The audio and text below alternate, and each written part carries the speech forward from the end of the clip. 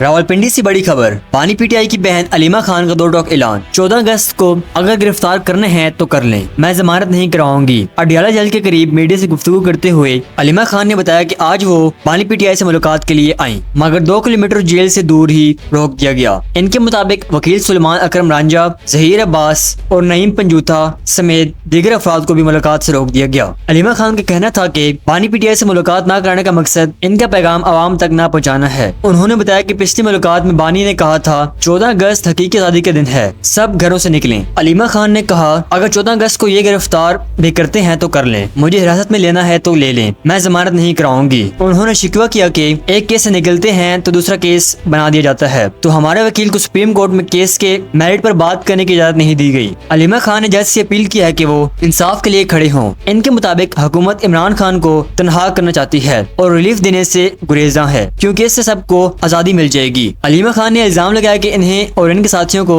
Jail के करीब 2 kilometre दूर रोक दिया गया। उन्होंने कहा कि अगर मुलाकात नहीं दी गई तो हम जेल के बाहर ही बैठ जाएंगे। अलीमा खान का कहना था कि 14 अगस्त जश्न का दिन है और जश्न मनाना हम सबका हक है। उन्होंने याद दिलाया कि 5 अगस्त को आचर सईद साहब और दीगर रहनुमाओं को भी जेल के करीब घंटों इंतजार करवाया गया।